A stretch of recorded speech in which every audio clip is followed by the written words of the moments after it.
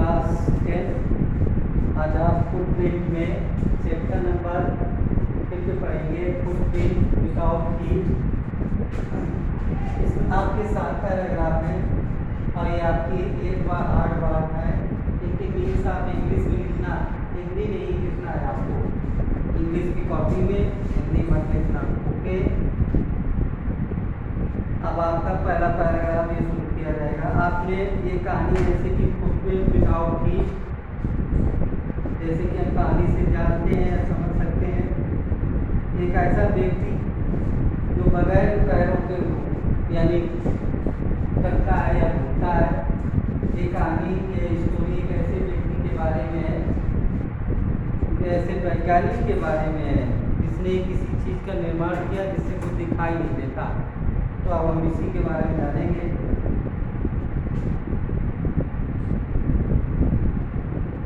The two boys started in the surprise of the place, a muddy imprint of air of their feet. What was a bare footed man going up to step house in the middle of London, and where was man? As they gazed, a remarkable sight met their eyes. The explanation of the majesty was really simple enough. The difficult boy had been following a scientist who had just discovered how to make the human body transparent. Gradually, the scientist had carried out experiment after experiment to prove that the human body could become invisible. Finally, he solved certain rare drugs and his body became transparent as a sheet of glass, thought it also remained as a solid as glass. Brilliant scientist thought he was David was rather a lawless person. His landlord disliked him and tried to eject him. He remained gradually set fire to the house to get away without being seen. He had to remove his clothes. Thus it was that he became a homeless wanderer without clothes, without money, and quite unusual, and tried to step in some up and left footprint as he walked. लड़कों ने जब नंगे पैरों के ताजे कीचड़ युक्त निशानों को देखा तो दोनों लड़के बड़े चकित रह गए। और लंदन के मध्य में बने एक मकान की सीढ़ियों पर एक नंगे पैरों वाला आदमी क्या कर रहा था। जब लड़कों ने दोनों पैरों को केवल देखा, लड़कों ने निशान को व्यक्ति को न देखा, तो उनको लगा कि ये निशान लंदन के बने मध्य में बने एक मकान में कैसे, और वह आदमी कहाँ था। ये देखने के लिए उन दोनों की आंखें देख रही थी। पता नहीं कहाँ से पाँव का एक ताजा निशान प्रकट हुआ। फिर जैसे लड़कों ने उन पदचिन्हों का पीछा किया, एक के बाद एक सीढ़ियों से नीचे उतरते गली से आगे बढ़ते हुए पैरों के निशान पड़ते चले जाते। लड़के ये देखने लगे कि अचानक ही कहाँ से निकल रहे हैं निशान। व्यक्ति तो दिख नहीं रहा है, पैरों के निशान दिख रहे हैं। और जब तक लड़कों ने उनका पीछा किया, जब तक कि वो पदचिन्ह धुंधले ना हो गए। इस रहस्य का वर्णन करना वास्तव में सरल था। लड़की इतने ज़्यादा सरप्राइज थे, चकित थे कि वह एक ऐसे वैज्ञानिक का पीछा कर रहे थे जिसने अभी अभी मानव को पारदर्शी बनाने की खोज की है। वो दोनों लड़के ऐसे वैज्ञानिक का पीछा कर रहे थे जिसने अभी अभी पारदर्शी होने का फार्मूला बनाया था। ग्रेफिन नाम के वैज्ञानिक ने यह साबित कर दिया कि मनुष्य का शरीर आदमी के शरीर को भी आदर्श बनाया जा सकता है। उसने कई प्रयोग किए, एक के बाद एक ऐसे बहुत सारे उसने प्रयोग किए, और अंत में उसने अंतिम प्रयोग किया तो उसने कुछ निश्चित दुर्लभ दवाएं निकाली खाली। उसका शरीर शीशे के चादर जैसा पारदर्शी हो गया जब उसने कुछ दवाएं खाई। यद्यपि शीशे की तरह ही ठोस बना रहा, और जबकि वो शीशे की तरह पारदर्शी दिखता था लेकिन ठोस था। एडवर्ड ग्रेफिन एक ऐसा वैज्ञानिक था, संघीय वैज्ञानिक था, जो किसी भी कानून को नहीं मानता था, हर एक कानून का उल्लंघन करता था। उसका जो मकान मालिक था उसे पसंद नहीं करता था और उसे मकान से बाहर करने की कोशिश करता रहता था। तो वैज्ञानिक ने क्या किया, मकान मालिक से बदला लेने के लिए मकान में कमरे में आग लगा दी और आग लगाने के बाद उसने अपने सारे वस्त्र निकाले, उतार दिए और घूमने के लिए घूमने और बाहर घूमने निकला। कैसे घूमने निकला? बगैर किसी कपड़े के, बगैर किसी धन के वो घूमने के लिए निकला। अब जब वो आगे बढ़ता जाता तो उन दोनों लड़कों को उसके निशान देखते थे। अब हम सेकेंड पैराग्राफ में ही एस्केप से लेकर पोएट्स तक। He escaped easily enough from the boy who followed the boat in London, but his adventures were by man over. He had chosen a bad time after years. वह उन लड़कों से जो उसके कदमों की पीछा कर रहे थे वो आसानी से बच निकला, परंतु उसके कारनामों का कोई अंत नहीं था। वो ऐसा व्यक्ति था जिसने जो लंदन में निर्वस्त्र घूम रहा था, वो ऐसे मौसम का उसने घूमने के लिए चयन किया था जब सर्दियों का मौसम था, बर्फीली हवाएं चलती थी और ऐसे में बगैर कपड़े के घूमना जाड़े के सीजन में ये बड़ा ही अलग था। गर्मियों में भटकने के बजाय गर्मी के लिए अब वो उसे लगी, जब वो बगैर कपड़े था तो उसे ठंडी लगी, तो अब वो गलियों में भटकने के बजाय गर्मी लेने के लिए लंदन के एक बड़े दुकान में घुस गया या स्टोर में घुस गया। Closing time arrived as soon as doors were shut down. Griffin was able to give himself the pleasure of closing and feeding himself without regarding to a space. He broke open boxes and wrappers.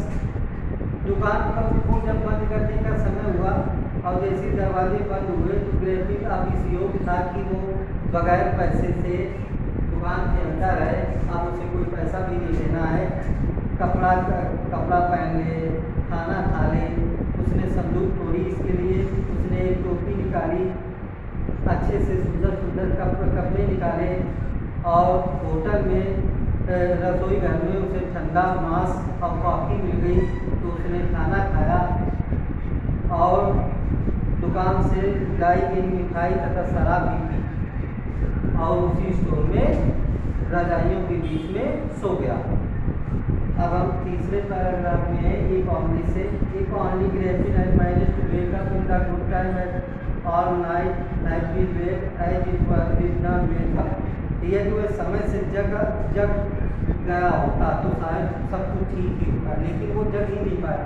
उसने wine P, खूब खाना खाया तो वो जग नहीं पाया और दुकान का टाइम खुलने का सुबह जब समय हुआ तो सुबह जब स्टोर के कर्मचारी दुकान खोलने के लिए पहुंचे तो उनमें से दो को अपनी तरफ आते जैसे उसने ग्रेफिन ने उस वैज्ञानिक ग्रेफिन ने देखा कि दो दुकान के कर्मचारी उसको आ रहे हैं तो वो स्वाभाविक था कि वो उनसे डर गया और भागने लगा।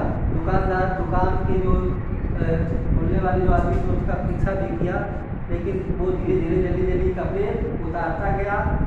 पहले कपड़े में था तो लोगों को दिखता था दुकान के लोगों को, तो उसका पीछा किया, लेकिन धीरे धीरे उसने अपने कपड़े उतार के फेंकता रहा और एक बार फिर पुनः वो पूर्ण रूप से नंगा हो गया और वो फिर गायब हो गया। This time he decided to try the stock of theatrical company in the hope of finding not only cloth but also something of high diameter space above his shoulders, simply before returning to Johnny Land and center of theatre world. He soon found a suitable shop in a display and visual of his there come out of the letter wearing bandage down his forehead. इस बार उसने क्या सोचा कि ऐसी दुकान के बारे में उसने फैसला किया कि अब ऐसे दुकान में हो जाएगा जहाँ उसे उस हिस्से को ढकने के लिए सामान मिल जाए जो उसका खुला रहता है। तो एक ऐसी दुकान में पहुँचा जहाँ उसे एक ऐसी कंपनी के एक स्टोर में पहुँचा जहाँ उसे एक नाटक की दुनिया के लोग जो नया जो स्टोर उसे मिला वो एक नाटक की दुनिया का एक स्टोर था जहाँ पर अलग अलग प्रकार के कपड़े थे। उसने जल्दी जल्दी खोजा और क्या पाया, उसने बहुत सारी पट्टियाँ अपने माथे पर लपेटी, चश्मा पहना, नकली नाक लगाई, बड़ी बड़ी गलमुच्छें लगाई और वापस उसने दुकानदार पर पीछे से क्या किया, आक्रमण किया। नाटक वाली कंपनी की दुकानदार पर यानी स्टोर में उसको बाद में कपड़े तो लिए ही, साथ में उसका अटैक भी किया और उसके पैसे लूट करके भाग गया। अब पैराग्राफ 4 का है, एगर से लेकर के सरेंडर तक। Eager to get away from crowded London, he took a stay to the village of Smith, where he locked the room of local inn. The right of a stranger and in the winter was in any case of unusual event, a stranger of such uncommon. London की भीड़ से दूर आप उसको जाने की इच्छा थी। ग्रेफिका सोच रहा था कि आपको लंदन के शहर से दूर जाना चाहता था, तो अब वो गाँव जाने वाली एक ट्रेन को पकड़ा उसने, जहाँ के स्थानीय शराब में उसने 2 कमरे लिए। वहाँ पहुँचा ट्रेन से, लंदन से ट्रेन से गांव पहुँचा और वहाँ पर उसने 2 कमरे ले लिए। मगर जब लोगों ने देखा कि अजनबी में कोई सराय में कोई अजनबी व्यक्ति आया है, क्योंकि ये साधारण बात नहीं थी, असाधारण बात थी। जाड़े के मौसम में कोई व्यक्ति जब अधिक ठंडी पड़ रही हो तो ज़्यादातर अपने घरों में रहते हैं, ना कि कहीं घूमने जाते हैं। लेकिन ग्रेफिक एक विचित्र वैज्ञानिक था। उसने लोगों को लोगों ने जब देखा कि उस व्यक्ति को कि ये तो गलत मौसम में घूमने के लिए निकला है, तो ग्रेफिक के बारे में सभी लोग चर्चा करने लगे। सराय मालिक, जो सराय की मार्केट थी जहाँ पर ग्रेफिक रुका था, उनका नाम था श्रीमती, उनका नाम था सराय मालिक की पत्नी जिनका नाम था श्रीमती हॉल से उसने ग्रेफिक ने अच्छी मित्रता कर ली। परंतु ग्रेफिक बात करने की ज़्यादा किसी से बात नहीं करता था और उसने उसे कह दिया था, आईटी में मेरे आने का कारण है एकांतवाद। ग्रेफिक ने कहा था कि मुझे एकांतवाद पसंद है, इसीलिए मैं यहाँ सराय में रुका हूँ। मैं अपने कार्य में दखल अंदाजी नहीं चाहता, इसके अतिरिक्त एक दुर्घटना में मेरा चेहरा खराब हो गया, इसलिए मैं अपना चेहरा भी नहीं दिखाना चाहता। ऐसा ग्रेफिक ने मिसेज हॉल से, श्रीमती हॉल से कहा। सेटिस्फाइड, संतोष होते ही उसका कि एक संगीत वैज्ञानिक है। हॉल को ये पता हो गया, मिसेज हॉल को ये पता हो गया कि उसके सराय में जो आया है वो एक संगीत है, तो उसका स्वभाव चिड़चिड़ा है। लेकिन फिर भी मिसेज हॉल उसे कमरा देने के लिए तैयार हो गई, क्योंकि ग्रेफिक ने उसे नगद पैसा दिया था और इस वजह से वो तैयार हो गई। उसके कुछ समय बाद कुछ अद्भुत घटनाएँ हुई। जैसे क्या घटनाएँ हुई, अपने अध्ययन कक्ष में शोर सुनकर के पुजारी उसकी पत्नी सुबह जल्दी जग गए। जब ग्रेफिक अपने रूम में होता था तो एक बार क्या हुआ, पुजारी और उसकी पत्नी जो उसी सराय के बगल में रहते थे जल्दी जग गए और क्या देखा कि धीरे धीरे सीढ़ियों से उतरते हुए उन्हें पैसों की खनक सुनाई दी। कि पुजारी को ऐसा लगा कि कोई उसके घर में घुसा है और तिजोरी से पैसे निकाल रहा है। बिना किसी आवाज़ के और हाथ में एक खोखरी लिए। खोखरी क्या होती है? खोखरी एक प्रकार की चाकू होती है, ठीक है ना। खोखरी क्या है? चाकू है। और बगैर किसी आवाज़ के एक खोखरी लिए पुजारी ने दरवाज़ा एकदम से खोल दिया। आत्मसमर्पण कर दो। पुजारी ने देखा कि उसकी तिजोरी से कुछ पैसे निकाला है, तो पुजारी ने खोखरी ली, इस चाकू लिया और उससे बगल न दिखने वाले व्यक्ति से कहा कि आप हमें कि तुम सरेंडर कर दो, आत्मसमर्पण कर दो। अब पैराग्राफ में है डेट 2 से लेकर के आफ्टर डेट तक। Then to his amazement, he realized that the room appeared to empty, and he and his wife looked under the desk and behind the curtain and even of the chimney. There wasn't sign of anybody. Yes, the desk had been opened and the housekeeping money was missing. फिर उसने पुजारी और उसकी पत्नी ने क्या देखा कि कमरे में कोई था ही नहीं। कमरा बिल्कुल खाली था। पत्नी ने मेज के नीचे देखा, पर्दे के पीछे देखा, चिमनी की तरफ देखा, किसी व्यक्ति का कोई निशान नहीं था, लेकिन तिजोरी की दरार खुली हुई थी और घर चलाने के पैसे जो थे वो गायब थे। Extraordinary affair, the clergyman kept saying for the rest of the day, but it was not as extraordinary as the behavior of Mrs. Hall furniture a little later that morning. अद्भुत घटना है, पूरे दिन पुजारी कहता रहा, परंतु ये घटना अद्भुत नहीं थी। श्रीमती हॉल के फर्नीचर ने उस दिन सुबह भी थोड़ी देर बाद किया, लेकिन जब पुजारी ने ये बात बताई कि एक तिजोरी से पैसा चला गया और कोई कमरे में देखा नहीं, तो श्रीमती हॉल के लिए घटना छोटी लगी, क्योंकि श्रीमती हॉल के साथ हुआ वो जो हुआ वो इससे भी ज़्यादा विचित्र था। क्या हुआ श्रीमती हॉल के साथ?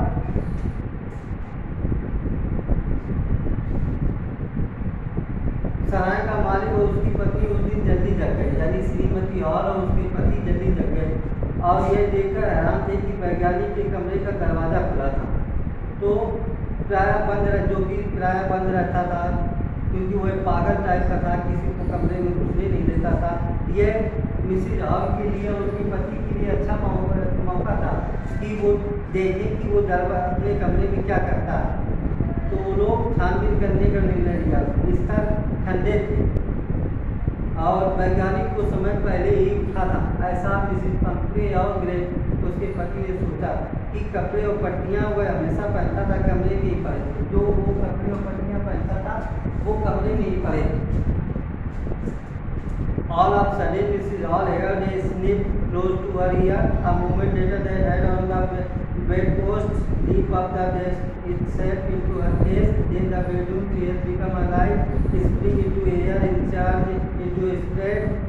अचानक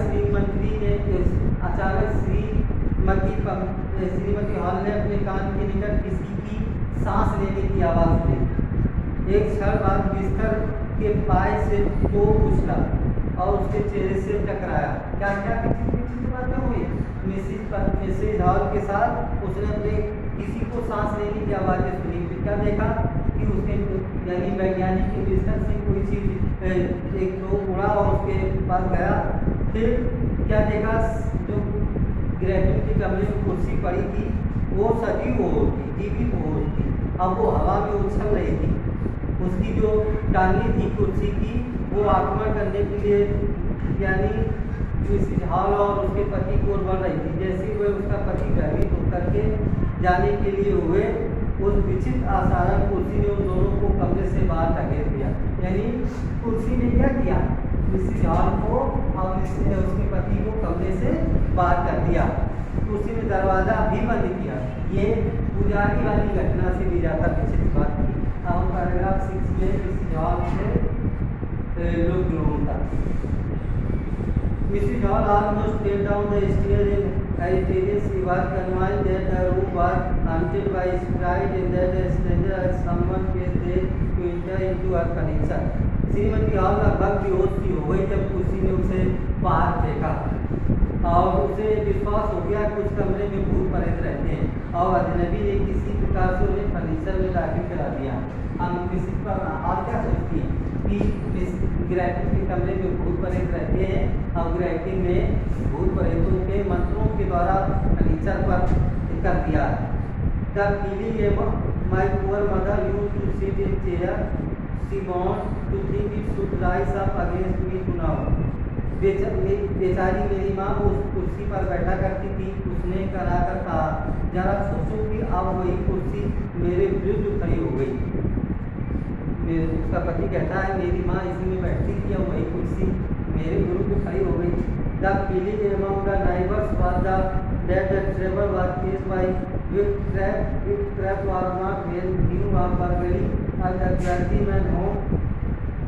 पड़ोसियों की धारणा थी कि मुसीबत का कारण जादू टोना है। ग्रैफिक पड़ोसी क्या मानते थे कि वो संकेत वैज्ञानिक को जादू टोना जानता है। पुजारी के घर में जो चोरी की घटना हुई तो उस विचित्र वैज्ञानिक के हाथ होने का संदेश सबको ऊपर सबका होने लगा।